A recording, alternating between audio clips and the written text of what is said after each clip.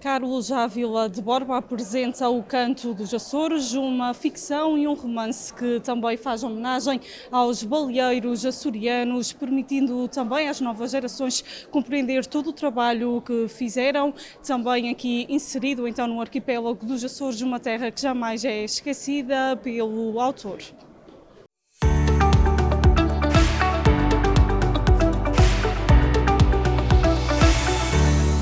Baleia à vista!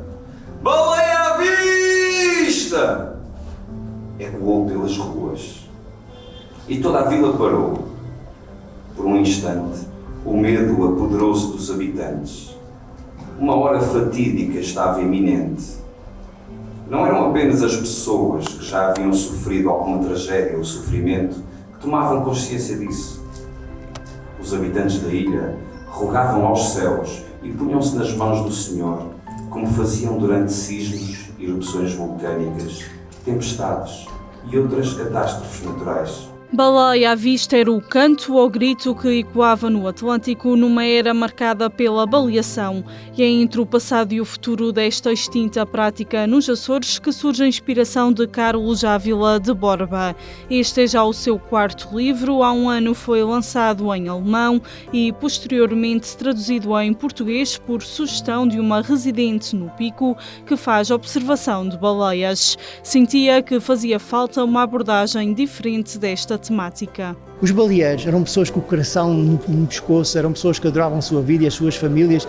Quem é que vai para o mar numa situação daquelas lutar contra monstros dos oceanos? Aquilo havia o foguete e as pessoas ficavam todas em pânico, mas esse pânico transformava-se em alegria. E quando nós falamos com um baleeiro, ele começa a contar das suas histórias, vêm-lhe as lágrimas aos olhos. Qual é de nós, qual é a pessoa que conta a história da sua vida, o trabalho que faz e que chora? Muito poucas.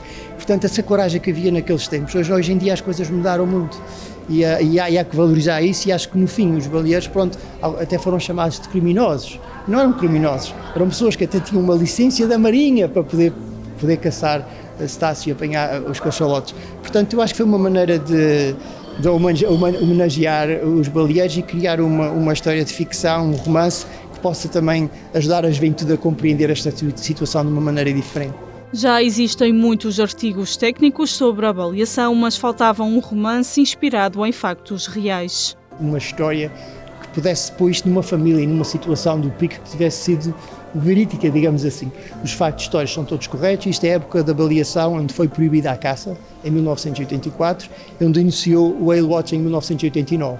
Eu, por acaso, estava em 1984, mas lá no Pico, em São Roque, quando foi puxada uma das últimas baleias para a terra. Então vi tudo aquilo, os quartear da baleia, os cheiros, todas aquelas coisas. Isto foi uma das primeiras razões que eu escrevi o livro. A segunda, quando eu estava no atletismo, eu treinava na pista de São Mateus, naquela altura que tinha poças de água e não sei o quê, e havia lá um senhor que tomava conta da pista, chamado o tio Zé Branco, que tinha sido baleeiro. Então nós ficávamos já às histórias um com o outro. E depois fui para os Estados Unidos, fui estar para os Estados Unidos com uma bolsa de estudo por causa do atletismo também, e sempre que vinha de férias ia ter que o tio Zé Branco. E então ele fazia uns charros de cebolada na cabine da pista do atletismo, trazia uma garrafa de vinho e ficava ele a contar as histórias das baleias e eu a contar as histórias da América.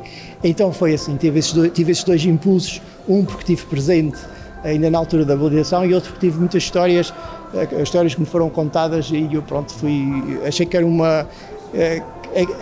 os baleeiros necessitavam de uma coisa assim, porque muitas pessoas, quando acabou a caça à baleia, nós hoje em dia sentimos porque aquilo era uma coisa muito atroz e não sei o quê, mas nós não vivemos naquela altura. Hoje é muito fácil, nós falamos de tudo de telemóvel, criticamos até no mundo inteiro, mas as alturas foram diferentes, as gerações eram diferentes e claro, aqui encontra-se três gerações, que é o avô, o pai e o filho, em que cada um teve quase uma obrigação. Uma foi baleeiro, o outro foi obrigado a ser baleeiro e o outro já não quer ser baleeiro. Elabora uma história de amor à volta da última geração de baleeiros, entre salvar os animais e preservar o ecossistema açoriano ou continuar a prática já tradicional, desenrolam-se os acontecimentos. O caso do Mateus, que é de uma família baleeira, encontra uma francesa. Esta francesa fica nos Açores e depois eles dois juntam-se e lutam contra a proteção dos animais e criam uma companhia de whale watching, que aqui é fictícia, que se chama Baleia à Vista, e aí começa a iniciação, portanto, da preservação e da observação de cetáceos. Um romance que se interliga até com as próprias sanjoaninas, que também fazem parte deste livro, por isso nada melhor do que ter feito esta primeira apresentação em português nas próprias festas da cidade de Angra do Heroísmo. O Mateus e a Manon encontram-se nas sanjoaninas na regata que existe, então ela veio com os pais de França, viajar pelos Açores, pelas ilhas todas, e encontra o Mateus, que também estava numa regata com uma equipa do Faial, e eles conhecem-se.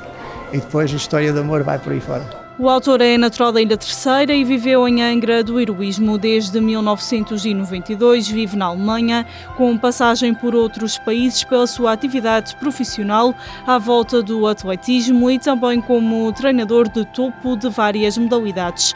Atualmente já saiu da alta competição, é diretor dos Paralímpicos da Baviera e dedica tempo da sua vida à escrita. Este livro é prova disso mesmo. Na vida profissional de treinador, como quando estava antes com os atletas para este mundo todo, como nós dizemos, nós passamos muito tempo nos hotéis e nos aviões e à espera e tudo isso. E quando era miúdo gostava imenso de ler, era um rato de biblioteca, morava ao pé da biblioteca, ali por trás da Igreja da Sé, e então passava o dia a ler e adorava ler até aparecer o desporto. Quando apareceu o desporto, esse bichinho da literatura ficou assim no esquecimento, e depois, agora que a minha vida profissional de passar muito tempo fora, foi a minha companhia e comecei a escrever e a gostar de escrever e de ler, e hoje em dia, pronto, já vou no quarto livro. Descrever o encanto ou o canto dos Açores nem sempre é fácil, mas deixa o seu contributo e o espelho da paixão que jamais irá deixar de ter pelas suas raízes. Eu vivo fora há 38 anos e tenho uma paixão enorme pelos Açores. Eu venho cá todos os anos, já cheguei a vir 8 vezes e 6 vezes. Então isto transporta-me para uma realidade que eu desejo e que tenho saudades. Então fica fácil porque eu gosto de escrever e sinto-me presente e faço parte de todas estas personagens, ando por todos estes sítios, e por outro lado é difícil porque estou longe. Então cria este paradigma que fica um pouco, eu fico, por vezes escrevo e estou triste, não estou contente com isso, e até por vezes vêm as lágrimas aos olhos. Agora é uma situação que nós temos a lidar com isso, e quanto mais fora se está, muitas vezes se percebem os Açores de uma maneira diferente. Eu agora mais gosto de ver os Açores, cada vez gosto mais de ver os Açores e cada vez aprecio as coisas de maneira diferente. O livro será ainda apresentado nas ilhas do Faial e Pico.